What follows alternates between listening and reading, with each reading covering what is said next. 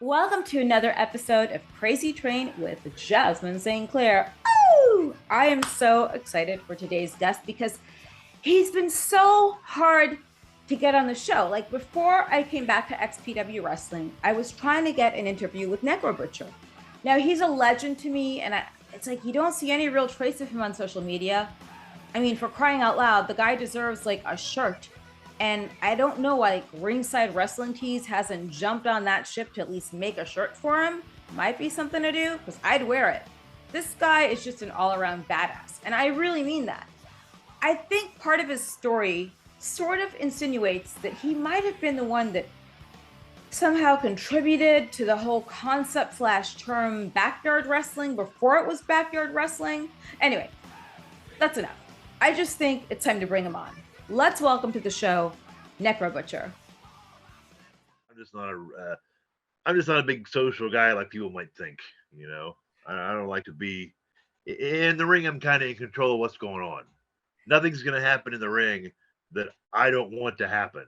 But when I'm sitting at a table and all these people could come up, they could come up and they could ask me questions. It's intimidating to me. I can't do it. Really? But you could ask someone Yeah. for a chair, right? Then like a million chairs come flying into the ring, right? Well, yeah, that's happened a few times. But you're not intimidated by that physical aspect, but yet you're intimidated by nerds. Probably 40% of them live in their parents' basement or something, but you're intimidated by them. But I get it. You want your own narrative. That's I can't understand that. You'd probably make more money than I would selling a photo because you don't show up to those and it's like a rarity. I'm telling you. But I don't blame you for feeling slightly scared. I mean, if I'm not wrestling, I'm happy just watching a baseball game or just hanging out in my room or, I'm a big Jeopardy nut. I watch Jeopardy. So just television, beer, baseball. I'm happy. I don't need all that. So what's that on the wall behind you? Because I'm seeing all these action figures. That looks like my doll chest. I have vintage Barbies. So What are those? Are those dolls? Those are, they're called starting lineups. They're from Kenner made, and they're from 1990. They're all baseball players. Okay. So I'm just a nerd. So if you look around my room is like a 12-year-old boy's room. There's, pictures, baseball players, baseball cards, posters, nothing. I have my own place. I can do what I want. So it's like a little kid's place. It's a man cave. I have 3 Mickey Mantle signed baseballs, actually. Oh, there you go. Yes. When I was sick, I was in bed, and I didn't feel like this. I didn't used to hang stuff up, but when I was sick and in bed, it used to make me really feel good. I would look at things and remember things. So then, as I just kept doing, I like to put things around me that I like to look at. It makes me, even though I'm not sick anymore, I still like to do that. I like to look at things and feel good about what I see. So I put these toys and posters and whatnots, and it makes me happy.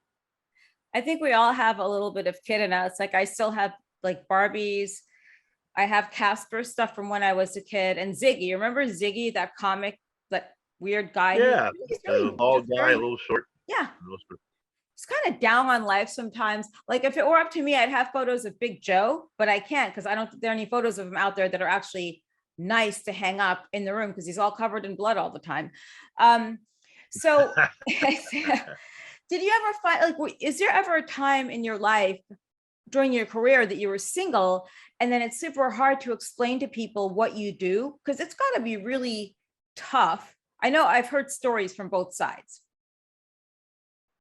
I generally don't unless they corner me. I'll tell them, hey, I'm going to Detroit for a couple of days. Hey, I'm going to Mexico for a week.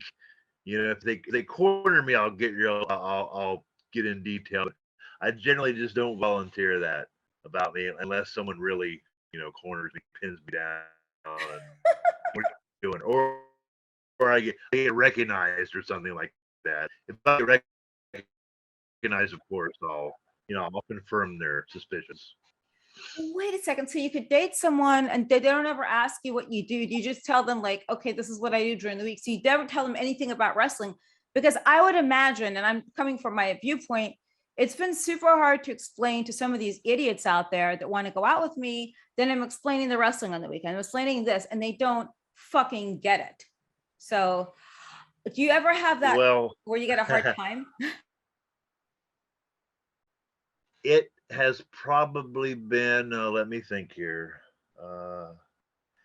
It's probably, and this is a horrible thing to admit, but it's probably been at least maybe more than 20 years since I dated someone who didn't approach me first at a wrestling show.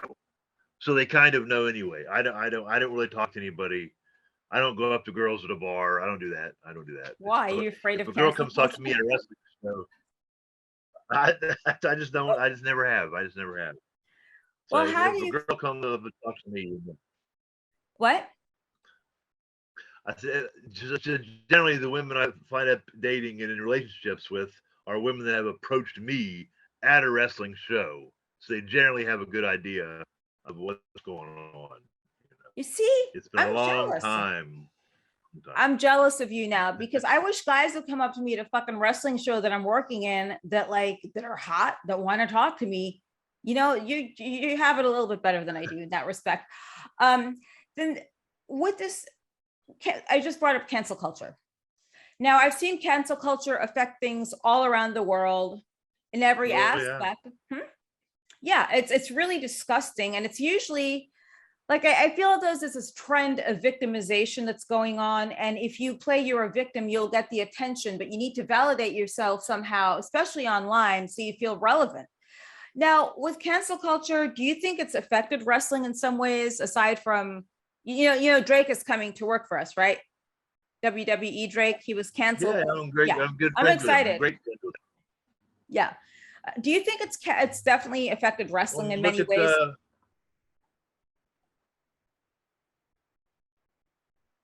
well, of course. I mean, look at those dark side of the ring TV shows.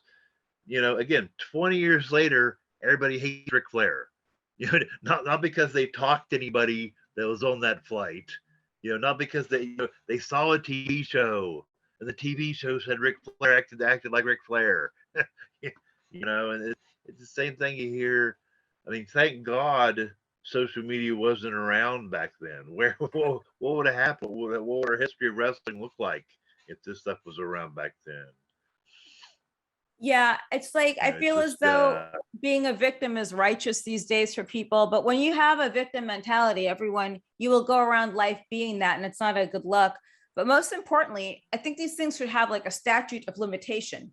So basically, I can't go 30 years back and say like Dustin Hoffman harassed me, which he didn't, by the way. But it's this thing that just keeps coming over and over. And I just hope it doesn't impact us in any way, shape, or form. Have you ever been affected by cancel culture, by anything you've said or done? oh, it's cancel culture. That's kind of a glossy term, but what's really happened in our society, it's become okay to lie about someone you don't agree with. And uh, comparing the right with the left, the right wing and the left wing.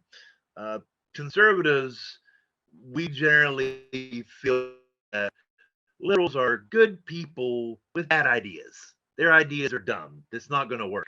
But liberals think conservatives are bad people and we have to silence them.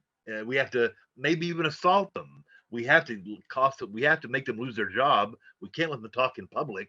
They must be silenced, and that's just that. It didn't used to be like that. It did. You could disagree with someone. Hell, you could even argue with them and laugh at them. But now it's not like that. Now you have violence committed, and all these slander campaigns against people they're proven wrong, but then no one's ever held accountable for anything. It's the victimization, like you said. That's why COVID is so popular. There's people that'll never take their masks off. They'll never take their masks off. You have these 25-year-old kids who they're immunocompromised, and you have to put your mask on for them. You're bullying them by not wearing a muzzle because they want to be victimized. It's the fetishization of victimhood.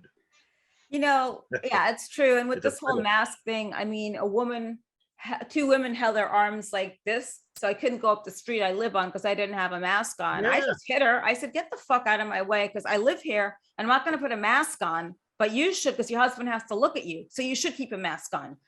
But I feel bad for a lot of people who got, who, when you're like just in a house watching a TV and that's all you have, and you forget about yeah. H1N1, you forget about all that stuff, that more people died from that, but there's no lockdown.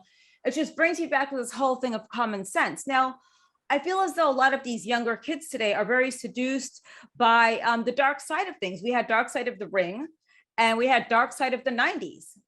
So at the same time, the very thing that you Yeah. people are criticizing, not that people listen to this, absolutely not, but they criticize it. But at the same time, it somehow titillates you because it's something you've never lived through and will never be so cool to do, which is what I think is going on. I don't think XPW is going to suffer too much cancel culture. I mean, I think we've basically done it all. And what was it like? Have you worked for Rob before, or has this been like the first stint? And what was your first impression of Rob Black? I had worked for XPW before, but it was after he had left the company. I Oh, wait, think he left the company? Oh, okay. Okay. Yeah. All right. Yeah.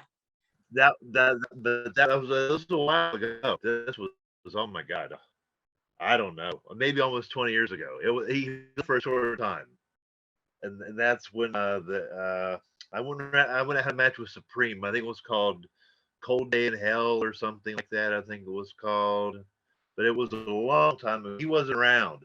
So my XPW experience, I had never even spoken with him until recently, and he hit me up. Someone gave him my number, and he just called me, and we were talking, and he talked about things he wanted to do, and I was just blown away that he had me in mind for all these things.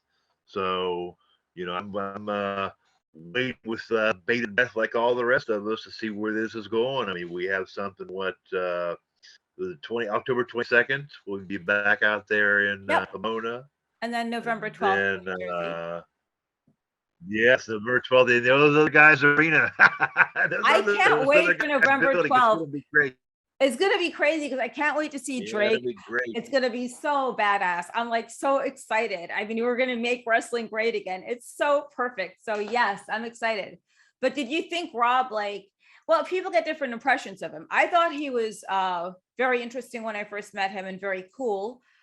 Did you get any impression of him that he knew what he was doing, or maybe that he's a bit, out there? Well, he's a bit hyperactive, if you know what I mean. You know what I'm saying? Sometimes you got to get him to slow down if you want to get an answer from him. Sometimes he's got so much stuff going on, and he's all over the place. But I mean, and everybody's, but people need to realize, yes, he's doing that show in New Jersey, but the past few shows we've done out in LA, they've ran shows right down the road. This isn't. He's not just doing this unprovoked. They've been taking. So we'll see what happens, and we'll see what happens. The truth is there's enough. Rob's a very smart guy. I get it. All the hyperness comes from creativity. I have the same issues. People think it's cocaine. No, it's hyper, and I have a super hyperthyroid. So just the other day, I only had like 1 hour or 2 hours of sleep, but I'm up next morning, like just doing things that I have to get done that I know I can do right. So I think Rob is one of the most creative people, that there's no real senseful extreme stuff being done on the indie circuit. And I'm glad we're running New Jersey. He has a fan base there. And what indie promoters need to understand is that there is plenty of room out there. You don't have to go picking on people's wives, people's girlfriends, and just wrestlers in general. You could be cool and work with one another, or be a bitch. Yeah. But Well, I I think mean, he's done this before. And what experience do these other guys have at inter-promotion warfare? They have no experience. They don't know what they're getting into. Yeah, and it's not fair to the fans to do that, because then fans have to pick or choose you know, where they're going and so forth. Or when you run head to head with, like when I had 3PW, some people would run head to head with me, certain people who had, you know, Yeah. like little kids and stuff. But it was the stupidest thing because then you're making the fans choose. So just run back to back. So the night before XPW is PWU, which we have a really great relationship with. And then the 22nd is the third Hollywood Halloween in Hell. I was at the very first one years ago, 23 years ago. Wow, 23 fucking years. Yeah, 23 years ago. And here I am We're back. old. I'm fucking old. Yeah, damn straight I'm freaking old. But you know what? Guess what? It's cool because at least we lived in an era before cameras, in an era before cancel culture, and in an era before every fucking woman out there, or most of them, want to go out there and accuse any guy that looks at them wrong in such a way that, like, you're castrating men. You're castrating them because they will not come and talk to you now. But I guess this whole, like, I have my theories and stuff like that. But yeah, so getting back to wrestling, yeah, I'm excited. And where could fans usually see you? If, like, where do fans look for you online, and do you interact with people online or not? Yeah. Not really. Not really. Yeah.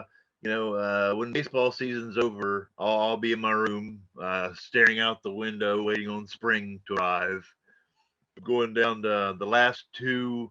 I'm a big Cardinals fan, so the last two home games at Busch, I'll be going down there on Saturday and Sunday, and then we'll see how the postseason shakes out. But I don't really get out. I was. I just I keep a low profile. Keep a low profile. I don't need any attention. I don't blame you. There's nothing really interesting outside anyway. Um, so that's good to know. And I don't blame you for not interacting too much on social media. It's tedious. And guys, I like talking to some of you guys on Instagram, but the next time I get a dick photo, I'm going to post it and I'm going to find out where you live and post that shit on there too. I've outed guys like that before on my social media, and I'll do it over and over. So with all of this, what do you see yourself doing? Like, what do you do when you're actually at home? Do you go to Cracker Barrel? Do you go to Perkins? Do you like go to the old Campbell Soup building or something like that? Preventi Brothers? Like, what is Necrobutcher I do like like? Fronting Brothers. I do like Fronting Brothers. Yes, yeah. But I don't.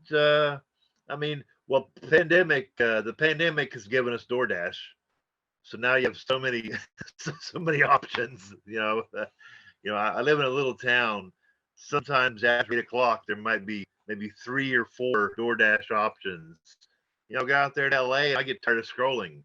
There'll be so many options. I can just my hotel room and have all these food delivered. So I'm a DoorDash junkie. That's awesome. I wish I wish we had like overnight DoorDash so I could order like Cracker Barrel to come here, or like Preventi Brothers with like coleslaw, pastrami fries, Yeah. like everything. Because they used to ship White House subs from Jersey to here a long time ago. I don't know if they do it anymore. Has the pandemic affected you in any way, shape, or form, like negatively, you think, or anything positive that came out of it? Like everyone got something out of it somehow. Well, actually, when I went into remission, I questioned my remission a lot more than I questioned the cancer in the first place. I couldn't understand why I got better the way I did, so I tried to think, well, what can I do? What can I do with this second chance I've got? And I actually ended up working at a nursing home for a year, and I was in the nursing home about 30 days before COVID hit the nursing home. So I was there for that whole nasty experience. But the thing of it was, I saw exactly what this virus was and what it wasn't. And it's just, I think, and as far as the pandemic goes, let's face it, nursing homes were ground zero for COVID deaths. And then we had all like we talked about, all these the Democratic governors that put the COVID patients inside the nursing homes. Like if you were a super villain and you wanted to kill as many people you could, what would you do? You'd put them in the nursing, and that's what they did. But I saw that, I was still a chemo patient working with COVID patients, and I never got it. I got it later after I quit. I got it, but I mean, you saw what this thing was and what it wasn't. And, Yeah, it's you try to interesting. explain it to people, And Lisa on Facebook is arguing with you about it. And all the things they told us. Get the vaccine, you won't catch it. Get the vaccine, you won't spread it. They were arresting people for swimming in the ocean. They were Yeah. cutting down the basketball hoops in the playground to keep kids from playing basketball. Stay inside. All the things they told us were wrong. Everything they told us was wrong. But we're still buying into it because it let us play the victim. Yeah. And I feel as though during that whole time, nobody really pushed the agenda of being healthy. So I was out every day in the street walking because there was no one outside. Yeah, I was riding my motorcycle. There's no traffic. I was meeting, I tried to date. I was on Bumble and I was throwing off a Bumble for something I wrote, and someone got offended. I just basically it said, if you ride a scooter and wear a man bun, swipe left because I already have a vagina. So they got offended by that, and I was thrown off. I know. But I went out every day. I was perfectly healthy. I had friends that were nurses during that time, and they gave me a lot of very good information. I think I caught COVID once, but it was like 3 days. I was on my ass the second day, but the third day I was up and about. I took zinc and I took a Z-Pack, everyone. I didn't take ivermectin, and I was completely fine. And with the vaccine, it was never ever like a red thing or a blue thing, because I have friends in classes that are far opposite of me that didn't want to take it because they didn't know what was in it. Then I had friends on the other side who may have taken it or not taken it, because nobody knows what these are. I just don't like needles, but I'll inject myself with HGH all day. Yes, or vitamin B. Yeah, exactly. So what do you do to stay healthy now? And I feel so bad that you had cancer, and like here you are in the ring. Okay. I don't know. Please take it easy. No, I walk every day. I lift weights only 3 days a week.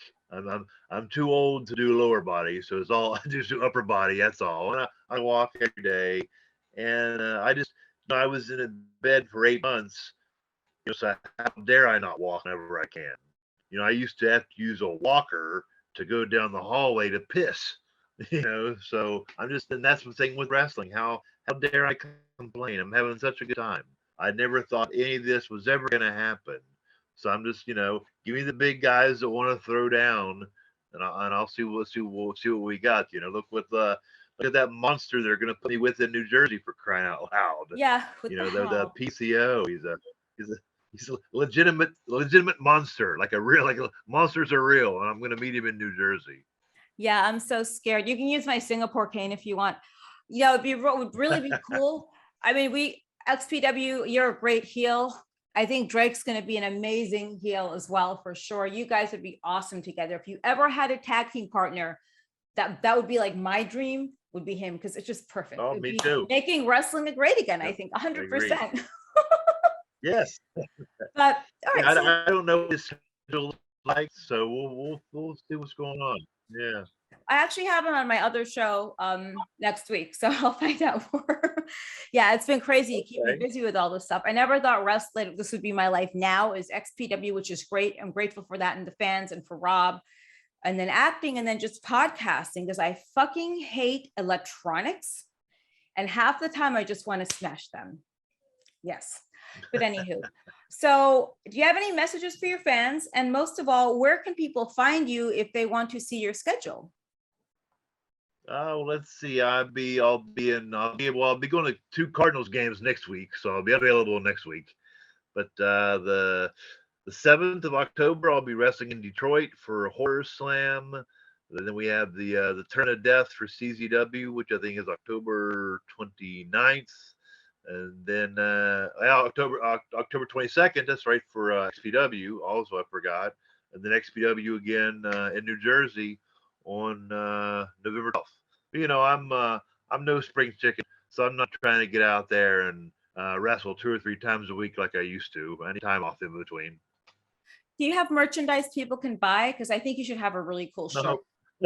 You don't have merchandise? My God. Jesus. No. I feel like we just have to set you up with like someone. We got someone that'll make a t-shirt of you and sell it for you and just send you the check. I feel that's where you need to be right now.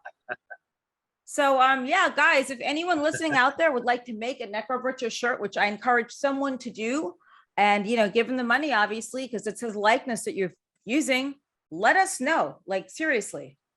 And what are your social? I'm beside myself. I'm sorry. Yeah. What are your social media handles? I messed around with Facebook, but that's it. And the only reason I ever even got on Facebook because there was a fake me. So I had to like make an account and send a picture of my ID and all this silly stuff. So I'm on Facebook, but I don't mess with anything else. I use YouTube and Twitter, but I don't post anything. So I post things on Facebook, but just mostly things to either amuse me or up liberals. Those are my hobbies. Oh my God, I love it. Maybe I'll run for city councilor or something in your town, and you'll win. I can't vote for you though, because I'm all the way out here, but maybe we can mail it in. So anywho, anyone wishing to check out Necrobutcher, go ahead and meet him at a Cardinals game. Buy him a beer, buy him lunch, buy him dinner. Yes. Shit. Right, exactly. Yes. And then yes. just do it. And then we have Detroit. You have a Detroit date, October or September. October, you have Detroit. You've got XPW October 22nd, CZW the 29th, and then back at XPW Wrestling November 12th in New Jersey for our New Jersey debut, which I really would love to see everyone at. I'd love to see all the fans there. But thank you so much for being a part of the Crazy Train today. Yeah, anytime. It's great finally meet you. We've been in the same world for so long, but it has never crossed. So it's nice to talk to you out in California. Maybe we'll talk more in different states. Yeah, exactly. Well, thank you. And hold on, I'm just going to stop this. Hang on one. I hope you're enjoying the ride on Crazy Train with Jasmine St. Clair podcast. So if you are, do me a huge, huge favor. Woo! Please go ahead.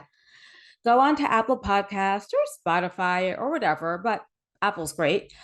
Give me a nice rating and review. Send me a screenshot, and I promise you, I will send you a special goodie bag. So please rate and review Crazy Train with Jasmine St. Clair podcast. And in exchange for that, once I see the DM with the review and your name and address, I will get those gift bags out to you. I'm not going to tell you what's in it.